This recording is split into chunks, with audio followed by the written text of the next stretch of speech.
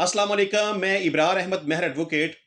इमरान खान की गिरफ्तारी की तैयारियां तकरीबन मुकम्मल कर ली गई हैं और अब शायद बहुत जल्द उनको गिरफ्तार कर लिया जाएगा। और मेरा ख्याल है कि ये गिरफ्तारी सिर्फ इमरान खान की हद तक नहीं होगी, शायद उनकी बीवी की भी गिरफ्तारी इसमें हो सकती है, क्योंकि गवर्नमेंट तकरीबन एक साल या सवा साल से इस कोशिश में लगी हुई थी कि किसी भी तरीके से इमरान खान को गिरफ्तार कर लिया जाए।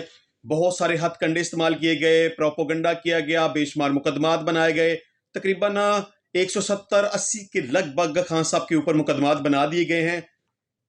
कौन सा तरीका इस्तेमाल नहीं किया गया कि किसी भी तरीके से झूठ बोल के, नाजायज मुकदमात बना के, पुलिस का इस्तेमाल करके, क्रैक डाउन करके, उसके वर्कर्स के ऊपर हमला करके, उनको गिरफ्तार करके, खान साहब के घर के ऊपर हमला करके, वहां शेलिंग करके, कमांडोज का इस्तेमाल करके, अदालतों के जरिए हर वो तरीका इस्तेमाल करने की कोशिश की कि किसी भी तरीके से इमरान खान को गिरफ्तार कर लिया जाए। लेकिन एक साल से ज्यादा हो गया है कि गवर्नमेंट अपने इस मकसद और मिशन में कामयाब नहीं हो रही, क्योंकि अदालतें रिलीफ दे रही हैं। अब अदालतें रिलीफ क्यों दे रही हैं? गवर्नमेंट को अदालतों के ऊपर भी बड़ा इस बात का गुस्सा है कि अदालतें रिलीफ क्यों दे रही हैं। अब जब आप झूठ पे मबनी नाजायज तौर पर FIRs करवाएंगे, तो अदालतें तो समझती हैं ना कि सही क्या है, गलत क्या है, सच क्या है, झूठ क्या है। तो अदालतें तो कानून के मुताबिक चलेंगी, इंसाफ के मुताबिक चलेंगी और रिलीफ देंगी। अब जिस तरह से आपने झूठ पे मबनी FIRs करवाई हैं, कत्ल की FIRs करवाई हैं, तो अदालतें तो इस सारे सिस्टम को समझती हैं। अदालतों की तरफ से खान साहब को रिलीफ मिल रहा है, गवर्नमेंट को यह बात वरा नहीं खाती। वो समझते हैं कि कोई भी ऐसा तरीका इस्तेमाल कर लिया जाए कि इमरान खान को किसी तरह से गिरफ्तार करके जेल में भेज दिया जाए, लेकिन अभी तक वो अपने मकसद में कामयाब नहीं हो रहे। अब गवर्नमेंट ने एक नया तरीका इख्तियार किया है कि एक तरमीमी ऑर्डिनेंस नैब के हवाले से, यानी कि नैब तरमीमी ऑर्डिनेंस 2023 इंट्रोड्यूस करवाया है। उसमें कुछ ऐसी दफात शामिल की गई हैं कि जिनके जरिए से वो इमरान खान को काबू कर सकते हैं, क्योंकि मुकदमात के जरिए या कमांडोज के जरिए या पुलिस के जरिए या रेड करके या अदालतों के जरिए या मुकदमात बना के किसी भी तरीके से वो गिरफ्तार तो नहीं कर पाए। अब सिर्फ एक ही उनके पास तरीका रह गया है, या तो फिर वो मिलिट्री कोर्ट के जरिए खान साहब को पकड़ सकते हैं, गिरफ्तार करवा सकते हैं, सजा करवा सकते हैं, या फिर नैब के जरिए कर सकते हैं। और जहां तक मेरा ख्याल है कि शायद नैब में जो अमेंडमेंट की गई है वो सिर्फ इमरान खान को काबू करने के लिए, पकड़ने के लिए, जेल में डालने के लिए की गई है। और ये तरमीम क्या हुई, किस तरह से हुई, इसको हम आज थोड़ा सा डिस्कस करेंगे। दरअसल कानून बनाने का इख्तियार पार्लियामेंट का होता है। कोई भी मसवदा बिल सबसे पहले कौमी असम्बली के पास आएगा या सेनेट के पास आएगा। कौमी असम्बली से पास होने के बाद सेनेट के पास जाएगा, सेनेट से पास होने के बाद सदर के पास आएगा, और सदर के दस्तखत होने के बाद वो एक एक्ट की शक्ल और कानून की शक्ल इख्तियार कर लेगा। और ऑर्डिनेंस ये होता है कि जब कौमी असम्बली का इजलास ना हो रहा हो और बड़े ही कोई इस तरह के हालात हों कि कोई ऑर्डिनेंस जारी करना जरूरी हो, तो फिर सदर से उसकी मंजूरी ली जाती है और एक नया कानून और ऑर्डिनेंस इंट्रोड्यूस करवा दिया जाता है। सबसे पहले तो कौमी असम्बली का अजलास गैर मुअय्यना मुद्दत तक के लिए मुलतवी किया गया, क्योंकि पार्लियामेंट के जरिए से इस कानून को पास करवाना मकसद नहीं था। मौजूदा सदर आरिफ अलवी साहब का इंतजार भी नहीं किया गया। वो हज की अदायगी के लिए सऊदी अरेबिया में मुकीम है, तो उनकी गैर मौजूदगी में, बल्कि मैं तो कहूँगा कि रात के अंधेरे में ये सारी कार्रवाई डाली गई है। कौमी असम्बली के अजलास के दौरान भी ये बिल पार्लियामेंट में पेश किया जा सकता था, उस पर बहस की जा सकती थी, वहां से इसकी मंजूरी होती या वो मंजूर ना होता, वट जो भी सूरत होती, या कम से कम सदर का इंतजार कर लेते कि वो हज की अदायगी के बाद पाकिस्तान आ जाए तो उसके बाद फिर। लेकिन नहीं, ऐसा नहीं है। जल्दी है, बहुत ज्यादा जल्दी है कि किसी भी तरीके से इमरान खान को गिरफ्तार कर लिया जाए, क्योंकि वो हथे नहीं चढ़ रहा। साल डेढ़ साल से गवर्नमेंट इसी कोशिश में और तगोदो में लगी हुई है, लेकिन अपने मकसद में, मिशन में वो कामयाब नहीं हो रही। अब इन्होंने क्या किया है कि एक नैब तरमीमी ऑर्डिनेंस 2023 इंट्रोड्यूस करवाया है, सेनेट के चेयरमैन सादक सुंजरानी साहब के दस्तखत करवा के। क्योंकि जब सदर मौजूद नहीं होता तो सेनेट का चेयरमैन जो मौजूदा हो वो कायम मकाम सदर होता है, और उसके पास सदर के तमाम तर इख्तियारात मौजूद होते हैं। तो सादक संजरानी साहब ने इस नैब तरमीमी ऑर्डिनेंस 2023 के ऊपर दस्तखत करके इसको एक ऑर्डिनेंस का दर्जा दे दिया है।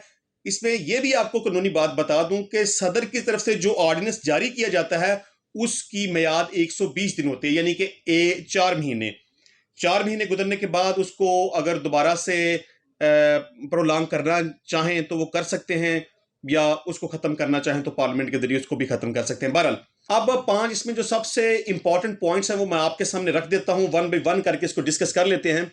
एक तो ये कि रिमांड 14 दिन की बजाय 30 दिन का कर दिया गया है। यानी इससे पहले रिमांड रिमांड किस लिए होता है कि मुलजिम को गिरफ्तार करने के बाद मजिस्ट्रेट के सामने पेश करे, वहां से उसको रिमांड मिलेगा। रिमांड का मकसद इन्वेस्टिगेशन करना, इन्वेस्टिगेशन का मकसद एविडेंस कलेक्ट करना। अब नैब पहले 14 दिन तक मुलजिम को रिमांड में रख सकती थी, लेकिन अब 14 दिन नहीं, अब 30 दिन तक अपने पास रिमांड में रख सकती है। यहां बात कुछ लोगों को मिसअंडरस्टैंडिंग है कि वो ये समझते हैं कि शायद अब नैब के पास ये इख्तियार आ गया है कि वो बगैर मजिस्ट्रेट के सामने पेश किए अपनी मर्जी से, अपनी मनमानी से किसी भी मुलजिम को 30 दिन तक अपने पास रख सकती है। ऐसा नहीं है। जब भी किसी मुलजिम को पकड़ा जाएगा, उसको सबसे पहले मजिस्ट्रेट के सामने पेश किया जाएगा, वहां से उसका जिस्मानी रिमांड हासिल किया जाएगा, उसकी इन्वेस्टिगेशन की जाएगी और फिर मजिस्ट्रेट की इजाजत से और हुक्म से उसको जुडिशल लॉकअप में भेजा जाएगा। बहरहाल एक बात तो ये कि ये जो ऑर्डिनेंस में अमेंडमेंट आई है वो अब 14 की बजाय 30 दिन का रिमांड कर दिया गया है। दूसरे नंबर पे चेयरमैन नायब तफ्तीश में अदम तावन पर वारंट गिरफ्तारी जारी करेगा। ये इख्तियार पहले मौजूद नहीं था, लेकिन अब इसको शामिल कर दिया गया कि अगर नायब चेयरमैन ये समझे कि मेरे हुक्म की तमील नहीं हो रही, मुलजम इन्वेस्टिगेशन में तावन नहीं कर रहा, या ये कि उसको तलब किया जा रहा है तो वो हाजिर नहीं हो रहा, तो फिर चेयरमैन नैब के पास ये इख्तियार मौजूद है कि वो वारंट गिरफ्तारी जारी कर सकता है। अब यहां तीसरे नंबर पे ये है कि किसी को फायदा पहुंचाने के बदले तहाइफ लेना जुर्म करार दे दिया गया है। ये तीसरा पॉइंट है। और चौथे नंबर पे मुकदमा में किसी शख्स को मुवादा माफ गवाह बनाने का इख्तियार चेयरमैन नैब को मिल गया है। यहां यह समझना जरूरी है कि वादा माफ गवाह कौन होता है। यानी कि अगर फर्ज कर लें कि एक मुकदमे के अंदर, ये एक FIR के अंदर एक से ज्यादा लोग मौजूद हैं, यानी कि 2, 4, 5, 10 लोग, वट एवर जितने भी लोग मौजूद हैं, और उनके खिलाफ कोई एविडेंस मौजूद नहीं है, तो फिर वादा माफ गवाह पैदा किया जाता है। वादा माफ गवाह क्या होता है कि उन्हीं मुलजमान में से किसी एक मुलजम को या 2 मुलजम को इस बात पे मजबूर किया जाता है, उनकी मर्जी से वट एवर जो भी तरीका अख्तियार करके उसको लालच दिया जाता है कि आप अगर फला मुलजमान के खिलाफ अदालत के अंदर शहादत रिकॉर्ड करवाएं कि मैंने और इन दूसरे तमाम मुलजमान ने मिलके सो एंड सो ये जुर्म किया था, तो इसके बदले में आपको रिलीफ दिया जाएगा, आपको बेल पे भी छोड़ा जा सकता है, आपको सजा में भी डिस्काउंट मिल सकती है, या आपको बरी भी किया जा सकता है। तो मुलजम को यह लालच दे के तैयार किया जाता है कि आपने दूसरे मुलजमान के खिलाफ अदालत में शहादत देनी है। यह सिर्फ उस सूरत में होता है जब कोई इंडिपेंडेंट गवाह ना मिल रहा हो, तो मुकदमे में मौजूद जो मुलजमान हैं उन्हीं में से किसी एक को वादा माफ गवाह बना के यह कोशिश की जाती है कि दूसरे मुलजमान को सजा दी जा सके। अब यह इख्तियार भी सेनेट के चेयरमैन को मिल चुका है कि वो वादा माफ गवाह बनाने का इख्तियार रखता है। अब वादा माफ गवाह अपनी गवाही मजिस्ट्रेट के रूबरू रिकॉर्ड करवाएगा। इसमें 5वें नंबर पर यह है कि किसी भी मुकदमे का बदनीयती के साथ अंदराज साबित होने पर मुकदमा बनाने वाले को 3 साल तक कैद की सजा हो सकेगी। तो ये एक कानून जो नैब तरमीमी आर्डिनेंस 2023 के हवाले से इंट्रोड्यूस करवाया गया, सादक संजरानी साहब ने उसके ऊपर दस्तखत किए। अब ये ऑर्डिनेंस वजूद में आ चुका है, ये कानून बन चुका है, और मैं वंस अगेन ये कहता हूं कि मैं समझता हूं कि इमरान खान साहब के खिलाफ घेरा तंग करने के लिए, उसको गिरफ्तार करने के लिए, उसको जेल भेजने के लिए ये सारा एक प्लान किया गया है। और मैं समझता हूं कि इमरान खान साहब के खिलाफ जितने भी दूसरे मुकदमात बनाए गए हैं उसमें उसकी गिरफ्तारी का इम्कान मुझे नजर नहीं आता।